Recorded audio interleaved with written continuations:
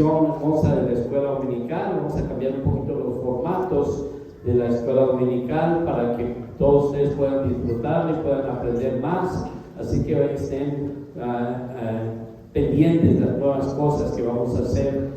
Por lo menos durante los primeros 6 meses vamos a cambiar un poquito el formato de la escuela dominical. Vamos a empezar el culto primero y luego vamos a tener la escuela dominical para que todos puedan participar y todos puedan estar en el culto y luego en la escuela dominical. Así que eso lo vamos a hacer a partir del mes de febrero.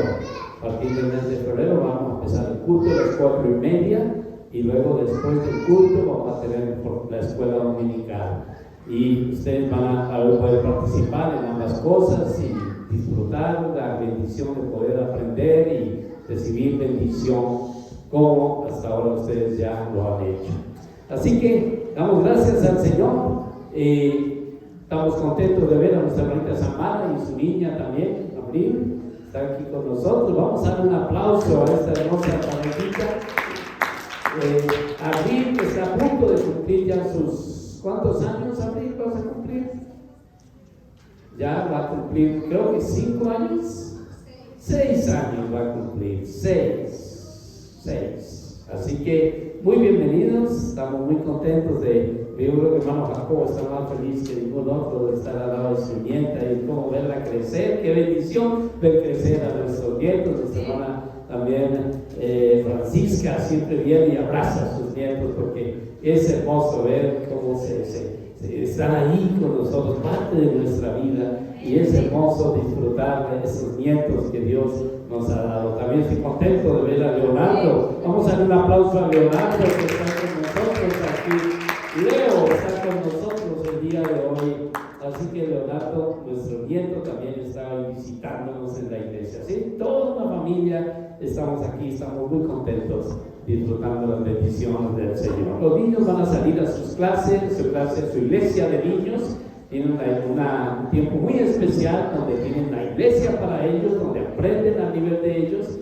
Y doy gracias a Dios por mi esposita y nuestra hermana Zulema que trabajan con los niños tan duro aquí siempre. Y animo a todos ustedes porque la iglesia es hay mucho trabajo por hacer.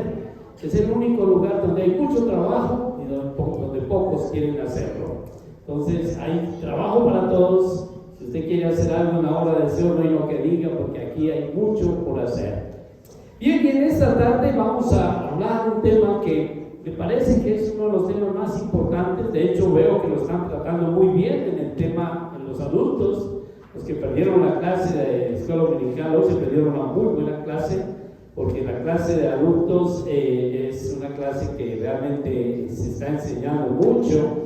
Y hoy estaban tomando por pura casualidad. Estoy viendo que los temas coinciden, los temas, el tema de hoy, precisamente en mi mensaje en esta tarde, se trata acerca del pecado. Dice, el tema es, ¿se puede vivir una vida sin pecar?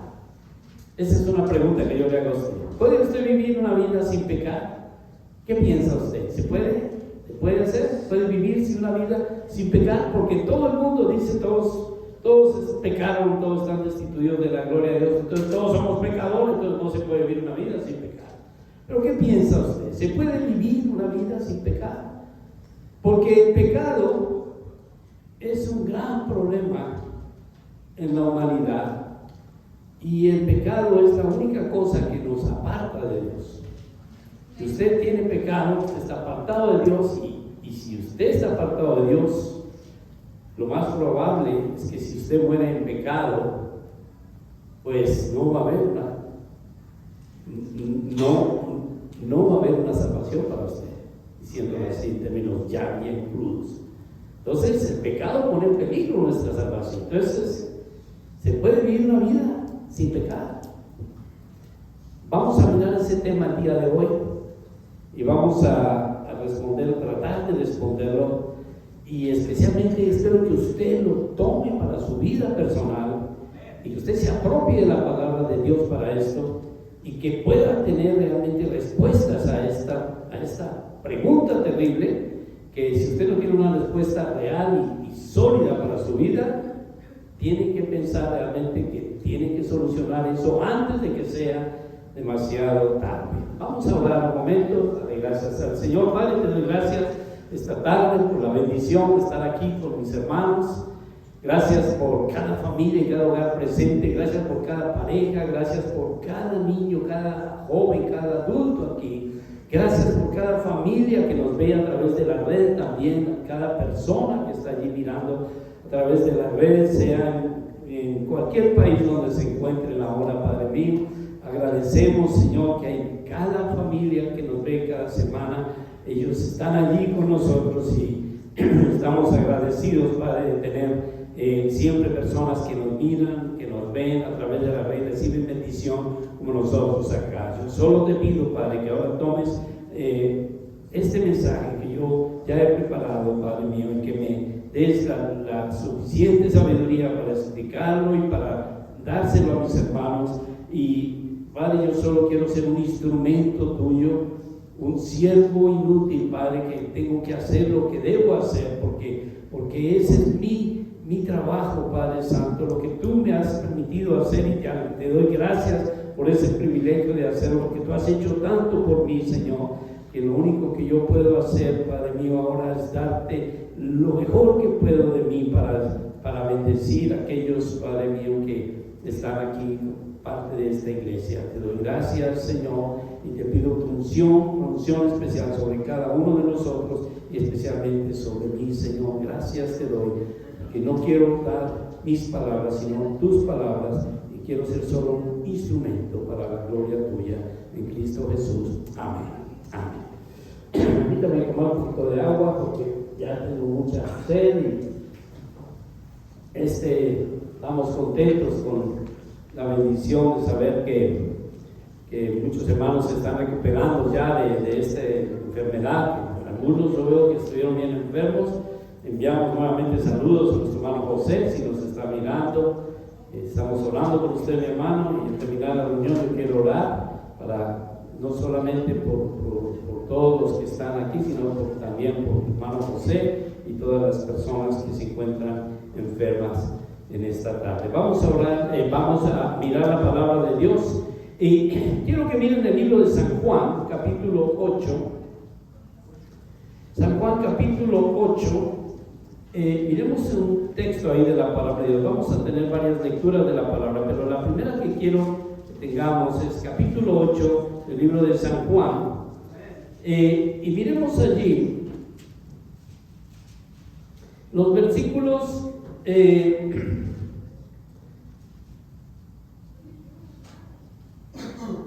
capítulo 8, versículo 53, ahí comienza con el 53, pero luego está el versículo 1. Entonces miramos el versículo 53 del capítulo 7 y luego seguimos la lectura adelante. Dice: y cada uno se fue a su casa. Jesús se fue al monte de los olivos y por la mañana volvió al templo, y todo el pueblo vino a él, y sentado él les enseñaba.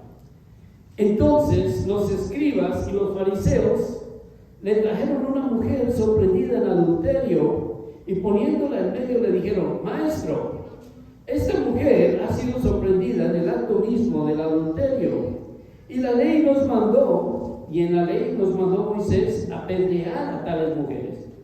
Tú pues, ¿qué dices? Esto pues decían, tentándole para poder acusarle. Pero Jesús, inclinado hacia el suelo, escribía en tierra con el dedo. Y como insistieran en preguntarles, se enderezó y les dijo: el que de vosotros esté sin pecado, sea el primero en arrojar la piedra contra ella. E inclinándose de nuevo hacia el suelo, siguió escribiendo en tierra. Pero ellos, al oír esto, acusados por su conciencia, salían uno a uno, comenzando desde los más viejos hasta los postreros, y quedó solo Jesús y la mujer que estaba sentada en medio. Enderezándose Jesús y no viendo a nadie sino a la mujer, le dijo: mujer, ¿dónde están los que te acusaban? ¿Ninguno te condenó? Ella dijo: ninguno, Señor. Entonces Jesús le dijo: ni yo te condeno, vete y no peques más.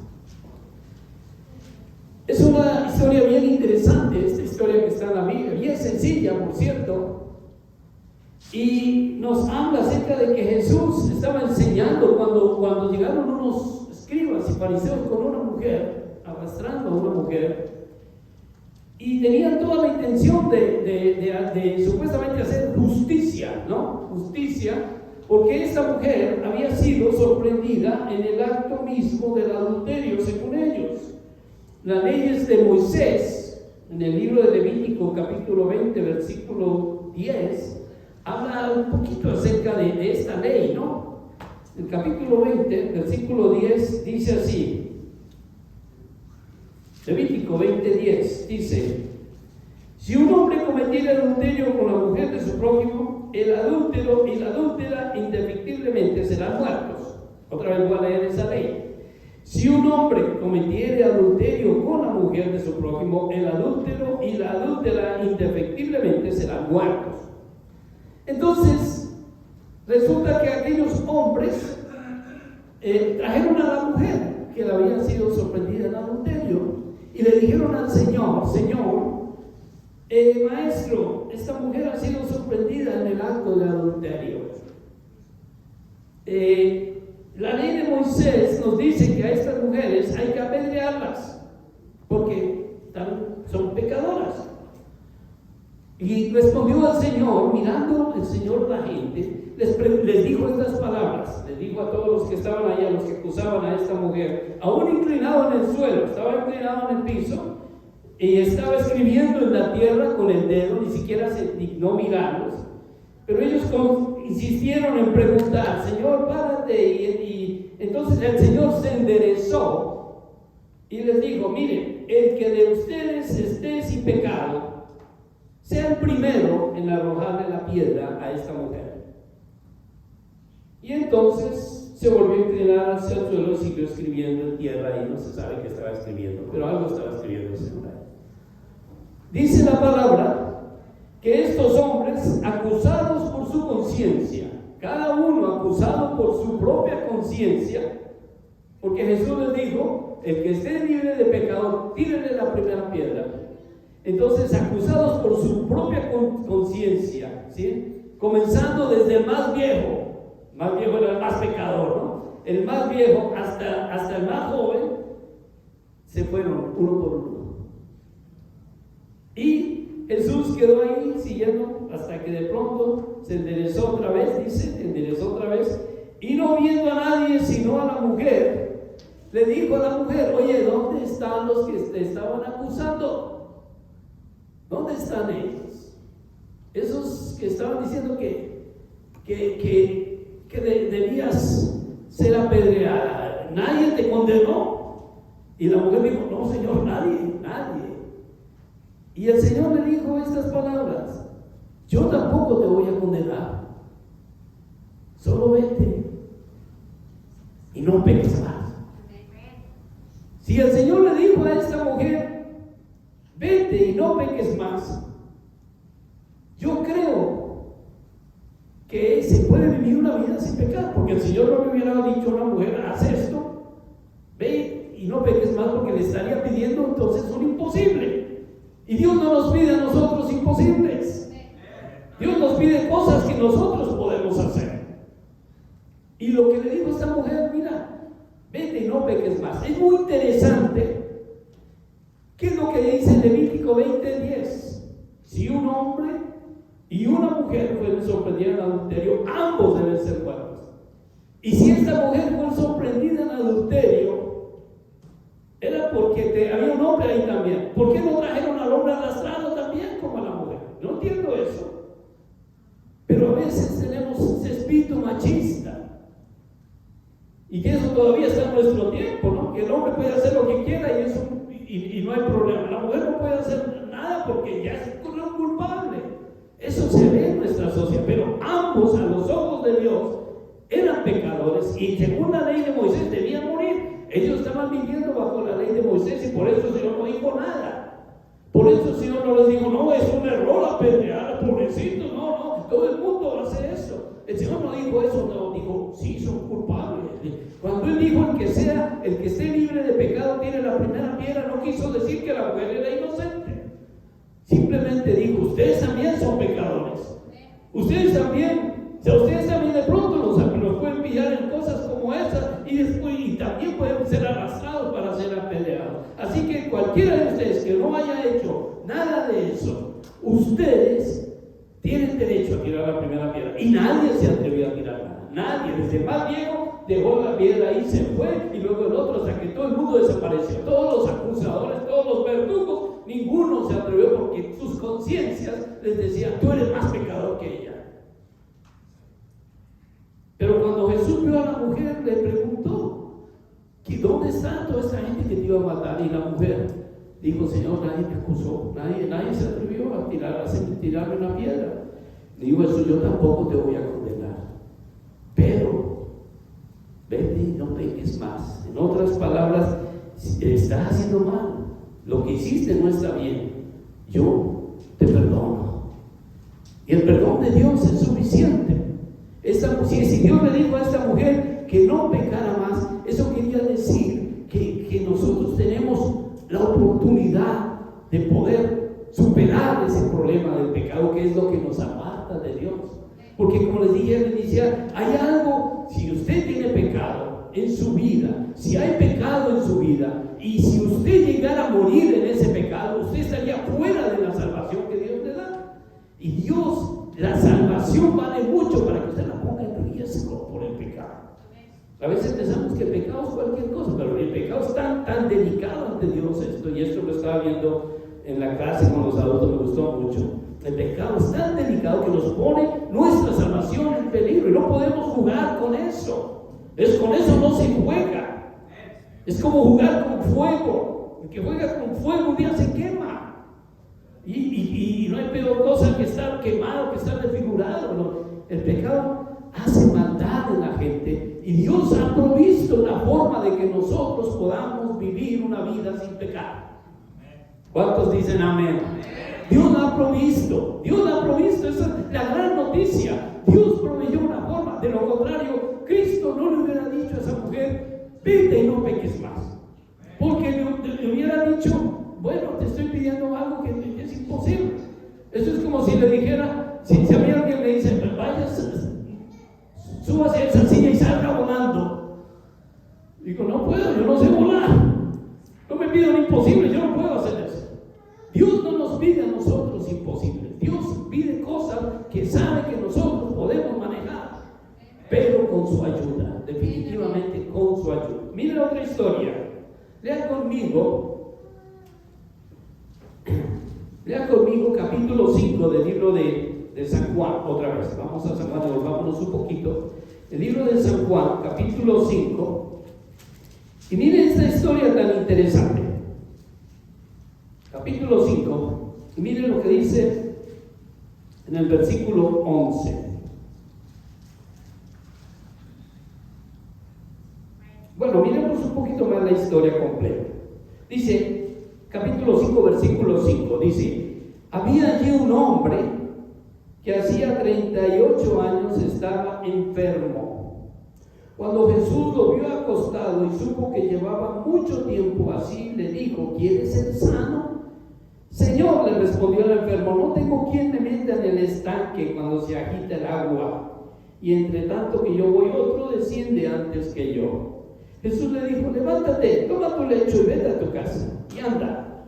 Y al instante aquel hombre fue sanado, y tomó su lecho y anduvo, y era día de reposo. Entonces los judíos le dijeron a aquel que había sanado, es día de reposo, no te es lícito llevar tu lecho. Él le respondió, el que me sanó, él mismo me dijo, toma tu lecho y anda. Entonces le preguntaron, ¿quién es el que te dijo, toma tu lecho y anda? Él lo sabía. El que había sido sanado no sabía quién fuese, porque Jesús se había apartado de la gente que estaba en el lugar. Después le halló Jesús en el templo y le dijo, mira, has sido sanado, no peques más, para que no te venga alguna cosa peor. Es otra historia bien interesante que seguramente ustedes la han leído ya varias veces, pero el que no la ha leído, pues yo le voy a contar rápidamente lo que pasó. Había un hombre que llevaba 38 años en un estanque llamado estanque, creo que era Siloé, si no me acuerdo. Bueno, un estanque, cualquiera, no tenía nombre. Bethesda era el estanque. Este estanque, llamado Bethesda, tenía una trayectoria de que pasaba un ángel de Dios. Yo creo que era más una leyenda que algo así, pero había muchos leprosos, mucha gente que era enferma y que estaba alrededor del estanque porque a veces el agua se revolvía y decían que era un ángel de Dios que venía a revolver el agua. Y entonces el que se metiera primero al agua supuestamente era sanado. Esa era la tradición. Seguramente algunos se habían sanado por eso, como sea. Había un hombre que estaba 38 años así, en ese estanque. Cuando Jesús pasó por allí, lo vio y parece que supo cuántos años había estado allá. Alguien le dijo: mira, este hombre tiene 38 años de estar aquí, no sé, y ahí está enfermo todavía. Entonces Jesús se acercó a él y le dijo: ¿quieres ser sano? ¿Quieres ser sanado ahora mismo? Entonces aquel hombre miró a Jesús con un poquito de tristeza y dijo: Señor, el problema es que yo estoy aquí, pero cuando el agua se revuelve y ya se revuelve el agua y ya yo quiero ir para allá, alguien se me adelanta y yo no, y aquí estoy, 38 años ya, todavía sigo en esto. Pero Jesús le dijo: no, yo pues estoy preguntando, ¿quieres ser sano? Levántate, toma tu lecho y anda. Y aquel hombre en ese instante, con el poder del Señor, este hombre se sanó, el Señor lo sanó. No necesitaba estar allí, meterse al agua. El Señor no le dijo: ¿quieres meterte al agua? ¿Quieres que te meta al agua? No, le dijo: ¿quieres ser sano? Y lo sanó. Y aquel hombre se levantó. Y el Señor cuando lo vio así le dijo: mira, toma tu lecho y anda, vete. El hombre estaba agradecido, pero había mucha gente allí, así que cuando trató de ver a Jesús, pues no lo vio porque Jesús se fue. La orden del Señor, él se fue a lo que tenía que hacer, y aquel hombre estaba sorprendido de que había sido sanado y ni siquiera supo quién lo había sanado. Solo sabía que Jesús lo había sanado, pero él no sabía, no tenía mucha información. Lo único que hizo fue tomar su lecho e irse, y cuando lo vieron los fariseos con su lecho caminando, había una ley que decía que no se podía llevar nada al hombro porque eso era trabajo y no se podía trabajar en sábado. Entonces le dijeron: oye, estás llevando tu lecho en tu hombro, no puedes hacer eso. No se te permite llevar tu lecho en día sábado por ahí en tu hombro. Eso es trabajo, no se puede hacer eso. Entonces aquel hombre le dijo: mire, el que me sanó, aquel que me sanó, me dijo: toma tu lecho y vete. Y dijeron: ¿y quién fue el que te sanó? Y yo: no, pues es que yo no sé. Yo lo único que sé es que él me sanó. Cuando él sabía quién era y luego lo identificó, lo vio a Jesús y Jesús lo vio a él. Entonces Jesús lo miró a sus dos ojos y le dijo: mira, ya fuiste sanado, vete, no peques más. Vean la orden que le da: no peques más, porque si pecas otra vez te va a venir algo peor. Eso no quiere decir que el hombre había estado enfermo por causa de su pecado. Puede ser que sí, no sé, la Biblia no dice nada al respecto. Lo único que sé es que aquel hombre era paralítico y había estado 38 años, pero lo que sí sé es que el hombre era un pecador, porque la palabra de Dios dice que todos hemos pecado y estamos destituidos de la gloria de Dios. Si este hombre nunca se había arrepentido, era un pecador como cualquiera de nosotros. El Señor le dijo a este hombre: solamente vete y no peques más, porque si pecas puede venirte algo peor que lo que ya estabas viviendo, que lo que estabas pasando. No sé qué puede ser peor que eso, pero peor es que una persona pase 38 años en una situación así, sea sanado y vuelva a pecar, y de pronto ya no tenga más oportunidad, se muera. Lo peor es que tenga que ir a la presencia de Dios sin la salvación, porque aquel hombre había recibido la bendición de la visita de Jesús. Jesús había estado con él, y esa experiencia con Jesús lo llevó a él a creer. Yo creo que la mujer creyó en Jesús, esta mujer adúltera creyó en Jesús. Yo creo que aquel hombre también creyó en Jesús. Por la fe tomaron esa salvación que el Señor les dio, y ahí comenzó una vida hermosa donde el Señor les dijo: no pequen más, no pequen más. O sea que lo que estoy tratando de decirles es que tanto a la mujer como al paralítico el Señor les dio una orden, ni siquiera les dijo si quieren, ¿no? Les dijo no peques más. A la mujer le dijo vete, no peques más. Al hombre le dijo vete, no peques más, para que no te venga algo peor. En otras palabras, sí se puede vivir sin pecado. A eso es lo que yo quiero llegar en esta tarde. No le hubiera pedido el Señor al paralítico que fue sanado, que no, que viviera, que dejara el pecado, si fuera tan imposible como dice hoy en día la gente. Es que hay que pecar porque en nosotros ya no podemos evitar el pecado. Eso hay que hacerlo. Sí, la naturaleza del hombre es cometer pecado, pero Dios proveyó la oportunidad de salvarnos de eso. Los cristianos tenemos ese gran privilegio de poder derrotar el pecado, no ser como un mundo afuera, porque es la gran distinción, es la diferencia entre el cristiano y el impío. Porque el impío se deleita en el pecado, y como dice en las epístolas de Pablo, a esto les parece cosa extraña que nosotros no hagamos lo mismo. Nos les parece cosa extraña que no andemos borrachos por allí como ellos andan, en el adulterio, en la fornicación, y muchos hasta aplauden cuando hablan de sus cosas, ¿no? Yo tenía un amigo entre comillas. Cuando tenía mi primer trabajo, había un hombre que era muy elegante,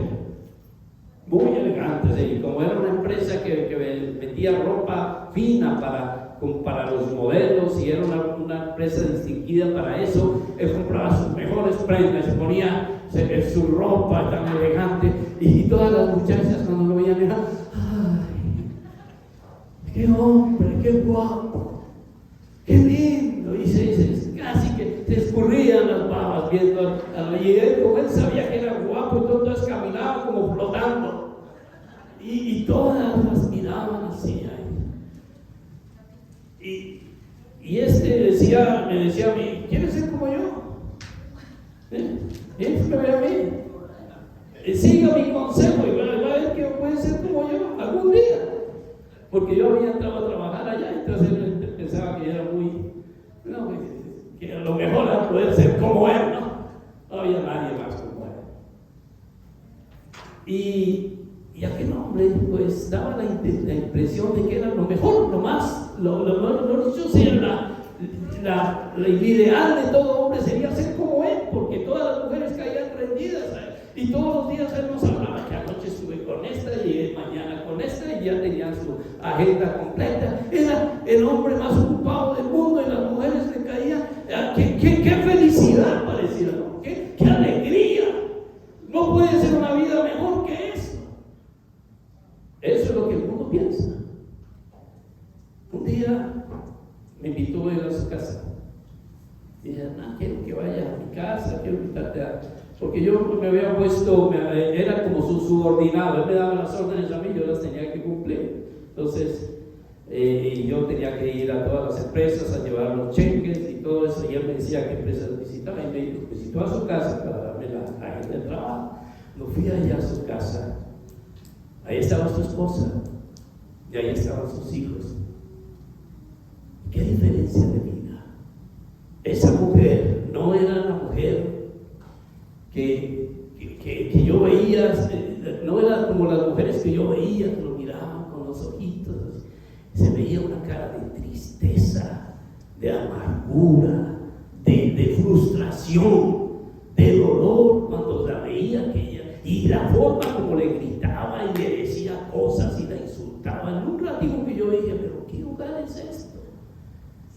Ese hombre que parecía lo más hermoso y que la vida parecía lo más ideal, la vida que vivía era un infierno completo, y a su familia le hacía vivir un infierno completo, y todos sus seres queridos que vivían con él vivían una vida de infierno, porque ese hombre era responsable de todos los males que le estaban llegando a esa casa. Entonces no era lo ideal, no era lo más bonito, no era lo más hermoso. La vida de él era una farsa, donde él se mostraba como el ideal para todos, y todas las muchachas lo miraban como el ídolo, pero adentro no había nada.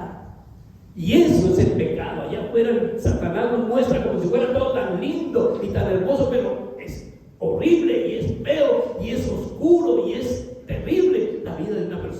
que vive en pecado. Por esa razón el Señor le dijo a esta mujer: vete y no peques más. Y por eso le dijo al paralítico: vete, no peques más, para que no te venga algo peor después.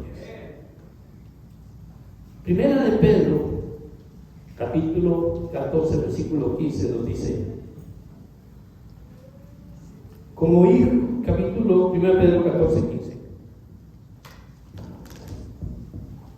Como hijos obedientes, no os conforméis a los deseos que antes teníais, estando en vuestra ignorancia. Otra vez, 1 Pedro 14, 15. 1 Pedro 14 y 15. Como hijos obedientes, no os conforméis a los deseos que antes tenías estando en vuestra ignorancia, sino como aquel que os llamó es santo. Sed pues vosotros santos en toda vuestra manera de vivir. Lo que dice la palabra de Dios allí es eso precisamente.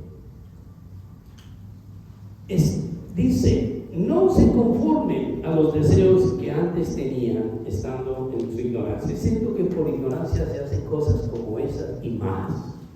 Por ignorancia se cometen tantas cosas terribles. Pero por ignorancia, aquella mujer de pronto, por ignorancia, Satanás la metió y le dio la oportunidad de cometer todo el adulterio y todo eso, y por ignorancia cayó en todo ese pecado, porque es la ignorancia la que nos hace ir al pecado. Pero eso era antes, estando en nuestra ignorancia. Pero aquel que nos llamó, así como aquel que nos llamó es santo, como Jesús que nos llamó es santo, también nosotros debemos vivir santo. También vosotros sed santos en toda vuestra manera de vivir. Sed santos en toda vuestra manera de vivir. El Señor entonces sí proveyó para nosotros una solución para el pecado. ¿Saben cómo se llama esa solución? La santidad. Y la iglesia cree en la santidad cristiana. La santidad significa apartado para Dios. Mire, cuando Dios escogió un sumo sacerdote para empezar, para que llevara a su pueblo la ofrenda por el pecado, el sumo sacerdote tenía una tiara acá, como un gorro grande y hermoso, blanco, y en todo ese gorro había un aviso que decía: santidad a Jehová, porque estaba dedicado a Dios. Cada uno de nosotros tiene un sello acá del Señor que dice: santidad a Jehová. Usted fue llamado, como dice Pedro, a ser santo, ser santos como Él que nos llamó es santo. Jesús dijo: sed santos, sed pues vosotros perfectos, como vuestro Padre Celestial es perfecto. Sed santos como vuestro Padre Celestial es santo. La santidad es algo que se puede hacer, y la santidad, la santificación es algo que Dios provee a través del Espíritu Santo. Voy a leer lo que dice el manual de la iglesia que nos habla acerca de la santificación. Dice: creemos que la santificación es la obra de Dios por medio de la cual el Señor transforma a los creyentes en semejantes a Cristo. Esa es la entera santificación. Es efectuada mediante la gracia de Dios por el Espíritu Santo. La entera santificación es la obra que continúa perfeccionándose en el creyente a través de la obra del Espíritu Santo. Es algo que Dios le da a usted el día que usted creyó en el Señor. Comienza una santificación allí, y a través del Espíritu Santo el Señor, cuando lo llena con el Espíritu Santo, el Señor le da la oportunidad de limpiar ese corazón. Es muy hermoso lo que está presentando nuestro pastor César en la clase para adultos, porque hace ver el pecado como es realmente. El pecado es pecado y daña a las personas, daña todo. Así que el Señor proveyó una solución para el pecado mediante el Espíritu Santo. El Espíritu Santo, cuando lo llena a usted, le da la oportunidad a usted de poder decir al pecado: no, porque lo limpia su corazón. Y al limpiar su corazón, le da a usted la oportunidad de poder usted rechazar algo que antes usted no podía hacer. Una persona que no es llena con el Espíritu Santo, que no es santificado por el Señor, una persona no puede decir no al pecado, porque el pecado lo domina, y por eso vivir es la forma de vivir y es la forma que todo el mundo lo hace. Pero el hecho que todo el mundo lo haga no quiere decir que es la forma como Dios quiere que nosotros vivamos. Dios quiere y proveyó esa forma para que nosotros tengamos la oportunidad de decir al pecado no. Por eso Jesús le dijo a esta mujer: ve y vive tu vida sin pecar. No tienes que andar pecando, no tienes que hacer eso. Y yo puedo decirle ahora con toda confianza: aquel que se deleita en el pecado, vive en pecado y muere en pecado, créame que no va a heredar la vida eterna, porque precisamente es el pecado el que nos aparta de Dios. No puede una persona ir con pecado delante de Dios y esperar ser salvo. Por eso la salvación es algo en lo que debemos pensar. Pablo decía a la iglesia: ocúpese en su salvación con temor y con temblor. Hay que aprender a mirar qué es lo que nos conviene. Y si usted sabe que la salvación suya está en peligro por lo que usted está haciendo, pare eso antes de que sea demasiado tarde. Dice, la santidad es el medio por el cual los creyentes son hechos libres del pecado original o la depravación. Y esta parte es importante. En la iglesia del Nazareno encontramos dos formas. Vemos que el pecado se divide en dos. Uno es el pecado original y otro es el pecado actual. El pecado original es algo con lo que usted nació. Por eso la Biblia dice: todos pecaron y están destituidos de la gloria de Dios. O sea, nadie puede decir: yo no tengo pecado. Nadie, ninguna persona puede decir eso. Pero cuando el Espíritu Santo llega a usted, le quita a usted esa depravación por la cual usted es sometido por el pecado y no puede decir al pecado no. Le da, lo limpia y le da la oportunidad a usted entonces de escoger. Cuando llegue el momento de usted cometer pecado, decir no voy a hacerlo. Una persona que no es santificado por el Espíritu Santo no le puede decir no al pecado, porque es su naturaleza. Pero el Señor proveyó ese medio para que cada uno de nosotros podamos tener la oportunidad de decir no al pecado. Así que es el día que usted creyó en el Señor le dio la oportunidad de usted tener el Espíritu Santo. Y usted puede ser santificado ahora mismo pidiéndole al Señor: lléname con el Espíritu Santo. Y el Señor lo hace. Y ese Espíritu llega a usted y lo santifica. Y ese Espíritu le quita a usted el pecado original con el cual usted está batallando tanto, para que el momento de usted cometer el pecado, cuando Satanás lo tiene, porque eso no significa que Satanás no lo va a tentar. Al contrario, yo creo que lo va a tentar más. Porque un cristiano verdadero recibe más tentaciones que un creyente que está muy livianito así, que no toma tan en serio las cosas de Dios. Pero cuando usted se pone serio en las cosas de Dios, eso lo he visto yo en ustedes. ¿Cuántas veces usted ha dicho: yo quiero ser serio con el Señor y voy a estar sirviéndole a Dios y le voy a decir al pecado no, y el Espíritu Santo lo ha llenado, y usted le dice al pecado no, y entre más le diga usted al pecado, más tentaciones le van a venir, y vienen, y usted dice: Señor, ¿qué pasó? Pero lo que sí sé es que el Señor le da las fuerzas para resistir toda la tentación. Entonces, ahí es cuando podemos decir: Señor, gracias que nos proveíste esa bendición inmensa de la experiencia de la santidad. Entonces, mis hermanos, si se puede vivir una vida sin pecado, comencemos desde hoy. Comencemos desde hoy, porque el pecado es lo que está dañando. Si hay algo malo, si hay algo que está fallando en su vida, usted le puede echar la culpa al pecado. Créame, es el pecado el que tiene la culpa, porque el pecado tiene la culpa de que las cosas no estén saliendo bien. Así que, si su matrimonio está mal, si su situación en su casa está mal. Lo que esté pasando está mal. Algo tiene que ver con el pecado. Mire de dónde está y simplemente abandone lo que está haciendo.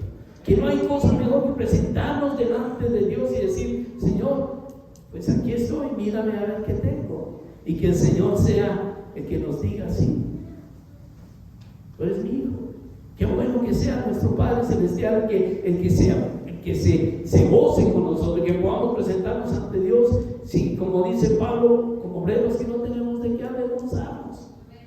Que no haya nada que nos avergüence cuando nos presentemos delante de Dios, y así que Dios no diga: mira, estás haciendo esto, sabes que lo estás haciendo y lo estás ocultando, nadie te vio, pero yo sí te vi. Que no sea Dios el que nos diga eso, sino que diga: bueno, si vienen pruebas, dificultades, gloria a Dios, Señor, solo dame las fuerzas para aguantar, dame las fuerzas para vivir, como dice esta canción, un día a la vez, Señor, pero dame las fuerzas para vivir contigo siempre.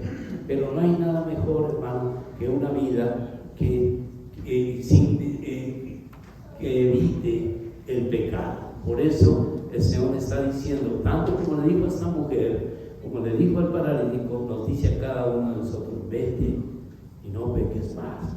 No pequemos más. No tenemos que hacer eso, no, porque el pecado nos destruye, el pecado nos daña, el pecado le hace daño no solamente a usted, sino a todos los que están alrededor suyo.